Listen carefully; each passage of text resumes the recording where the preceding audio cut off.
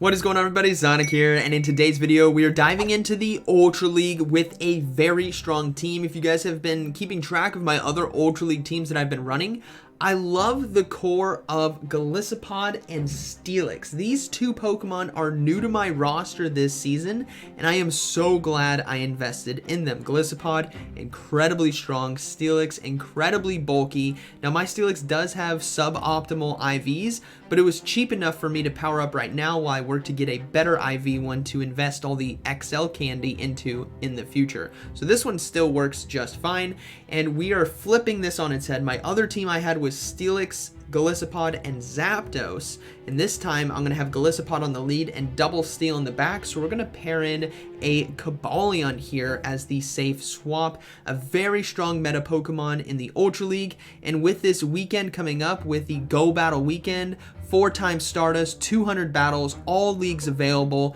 this is an Ultra League team that you guys could potentially try. Again, the core here is Golisopod and Steelix. If you guys want to try other steals on safe swap, like Registeel, for example, if you have that, by all means, go for it. But this is what I went with, and it performed really well. Let's dive right in.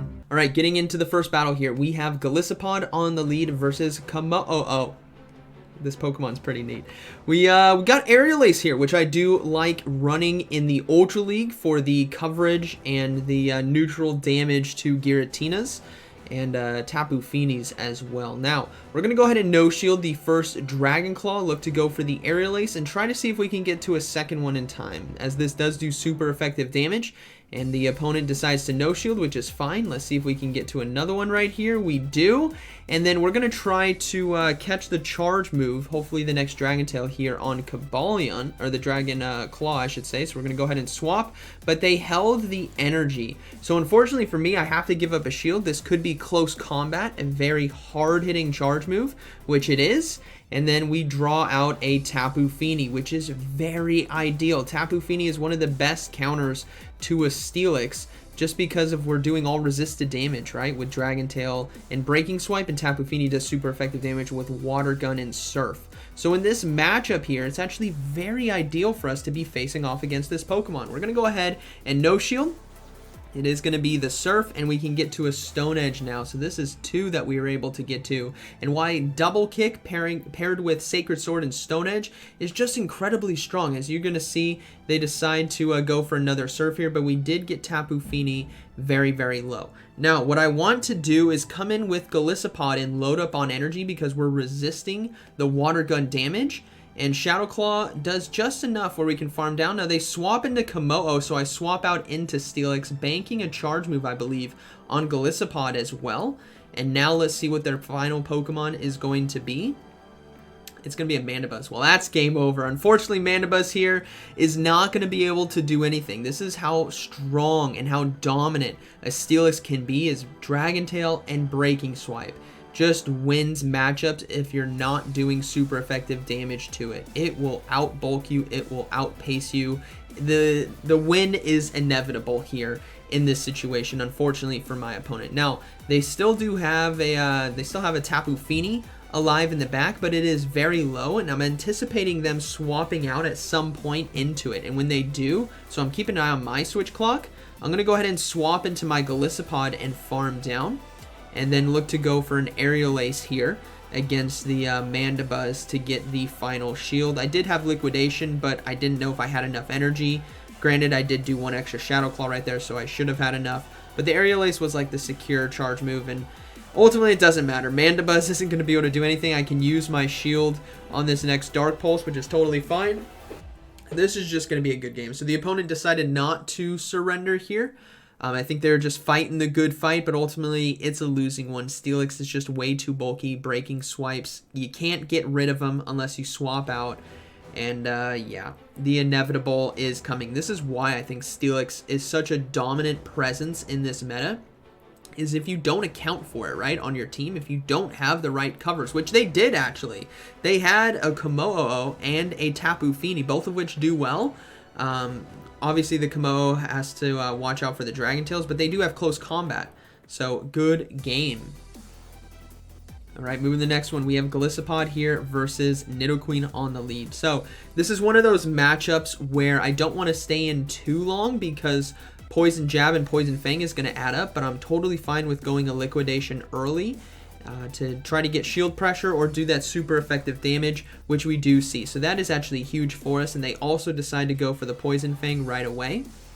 So let's see what they decide to do after this. And they're going to go ahead and swap out into their own Golisopod. So this is actually a very tough situation for me. Granted, looking back at this, I should have just come in with Escavalier right away because of the Stone Edge. But I decided to stay in. And then, yeah, this is kind of it's a bad call on my end. I should have just come in with Escavalier. Aerial Ace does take us out. But I'm not too worried about the Nidoqueen, so I'm going to come in with Steelix now and look to get myself some energy if I can. My hope is that I can farm down before 2 liquidations come through, as I will give up 1 shield. But yeah, this was that was a bad play on my end, but that's okay. I don't think I can farm down now, so I have to throw a breaking swipe, and hopefully they just let this go through, because then we'll see what their final 2 Pokemon are. We know the Nidoqueen's out of energy and low, so we will see Pokemon number 3 here. And it is going to be a Greninja. So this Greninja is obviously going to have a very tough time against a Breaking Swipe Steelix with Dragon Tail and a Escavalier. So this is looking to be a good game as we do get to another one here. I will I give up the final shield. This is going to be the hardest hitting move left in the game. There is the potential Earth Power on Nidoqueen, but remember it's energy dry, so I don't think it's going to get to it at all. It's very low on health too, so breaking swipes are going to add up, and we're just going to go ahead and swap out into Escavalier now to force the Nidoqueen back out. That way we can just take out the Greninja and the Nidoqueen here with Escavalier. So that is going to be a good game. They decided to no shield that, and they decided to go for Poison Fang here, but ultimately Escavalier is going to take it. And Greninja, even though it has the right move sets, in order to sweep this team potentially, it just doesn't have the health, and the demand on the shields just constantly putting pressure, and they decided to constantly no shield, thinking there's something worse in the back that they need to save shields for, but ultimately fast moves is what won it for me. So good game.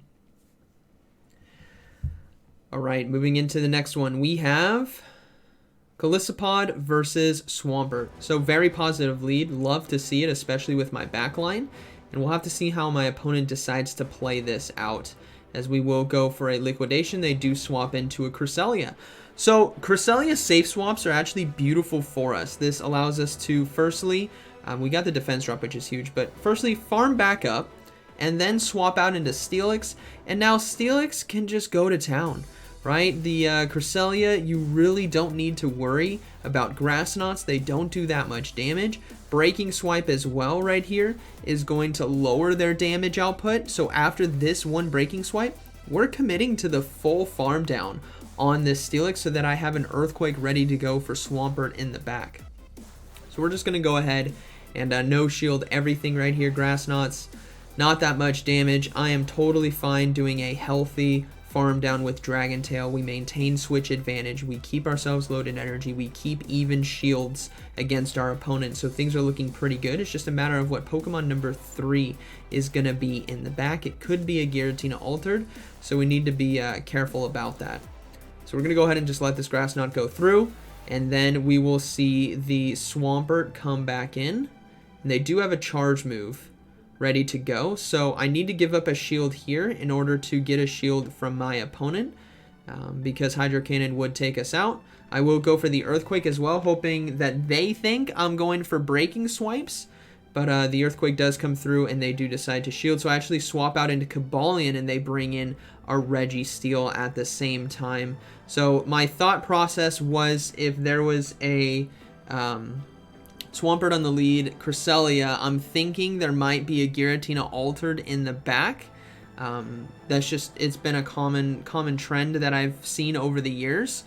And so I wanted to save my Golisopod with Shadow Claw for that potential opportunity, and Stone Edge here on Escavalier does really well. And even that matchup against Swampert, you're still doing neutral damage with Sacred Sword, but ultimately this Registeel came out on the field at the exact same time and met its fate, as we will have Escavalier go for Sacred Swords now against the Swampert. Now, all three of these Pokemon, if you're watching this, kind of figuring out, I do counter swap back here into Golisopod, go for Liquidation, but if you're wondering about investment values in terms of, is it worth my Stardust, is it worth my TMs, all three of these Pokemon for Ultra League, I think are a go, right? Even if you can't build all of them, if you can build some of them, maybe you got a good Golisopod with PvP IVs, pull the trigger. This thing is like, it's really good and it's very satisfying to use, especially in this meta. So good game, very well played. All right, moving into the next one. We have Golisopod on the lead versus Escavalier. Okay, so really positive matchup right here for us as they do swap into Ampharos. So I'm going to go ahead and bring in this Steelix. Now, Ampharos right here does have access to Focus Blast, so I'm going to respect the potential boom, and I will give up a shield, and it is going to be the Focus Blast, so that was actually a fantastic shield, and now I'm going to go ahead and look to go for Earthquake. I could have gone, looking back at this, I could have gone for Breaking Swipe and just farmed down, but boom, we take them out. Escavalier is coming back in, so what we need to do here is go for an Earthquake as well. Trying to even up those shields. I am behind on shields, so we want to get that pressure here on the back end as we can survive a drill run. We do get to the Earthquake, which is huge because this is going to do quite a bit of neutral damage if they decide to let it go. But they do, so perfect. Now we're sitting in a very good position. I just got to be concerned about Pokemon number 3, obviously. So we're going to go ahead and bring in the Golisopod. We're going to no shield right here. Might be Acid Spray, could be Mega Horn, but it is in fact going to be Drill Run, which is totally fine. We let that go. Final Pokemon is a Gliscor. This is a tough Pokemon to deal with, especially down shield. So we're going to try our best to even up shields right here and then use Cobalion to try to win. So I'm going to go ahead and risk it and no shield. It is going to be Night Slash, so thankfully that wasn't enough to KO. I will get to another Liquidation in time, and I'm hoping for those defense drops as well, because now we got to go straight into Cobalion before we get farmed down. I don't think we got a defense drop on the first one. And now we got to play the game of, is it Earthquake, is it not? So this is going to be tough. I'm going to shield. It is the Earthquake, so that's already a huge win for us. I'm going to go for Stone Edge, and then there is still the Escavalier in the back, and our switch clocks are misaligned. So what I'm hoping to do here is go for the Sacred Sword, but they make a beautiful swap. I could have gotten away with a free farm right there. I could have farmed down with Double Kick and gone for another Stone Edge and won this game, but then my opponent made a beautiful swap. A great comeback. I love doing it myself in my own games. Boom! I go down. Well played. Well played to my opponent. Good timings right there. And great game. Alright, moving into the next one, we have Golisopod on the lead versus Tapu Fini. Okay, so with our backline, obviously this is a very positive lead for us. Shadow Claw and Aerial Ace is the combination to go for here, just because of the neutral damage. And all we got to worry about is the Moonblast. So typically I will look to shield. They've built up enough energy. I will look to shield the first Moonblast, or the first charge move here, which this is enough. So I'm going to go ahead and give up the shield, and it was perfect. That is a huge shield for us. That is a lot of energy stopped and a lot of damage stopped. So now I'm in a position here where I can kind of control this lead, as I can get to another Aerial Ace before they get to a Moonblast. So I'm going to go ahead and throw it just to secure this lead, or just force the first shield of this game, which they decide not to. They decide to let it go. Next Pokemon coming in is going to be Giratina Altered. And now I'm kind of torn because I don't know what could be in the back. And my fear is it's something that beats Steelix. So I need to try and save energy there on Golisopod and now swap into Cobalion to try to draw out whatever's in the back, right? So that Steelix could potentially win, right? Because if I draw out something like a Scrafty, for example, right? Let's just say a Scrafty comes in. We can still do good damage here with Double Kick and with Sacred Sword. And then we have double charge moves on Golisopod, and then Steelix can clean up, right? That's my hope. But they have an Obstagoon in the back, which is even better.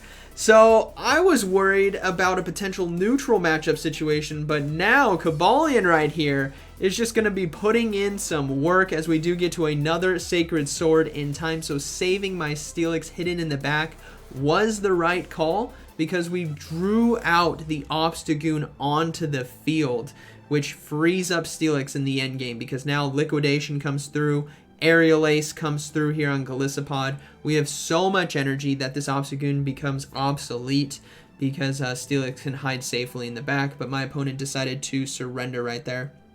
So that is going to be a good game, very well played. Well, they closed their app, unfortunately. And you know what I should have been reading? Is cosmetics give away a lot. I don't know about you guys, but cosmetics usually call to what the Pokemon trainer loves.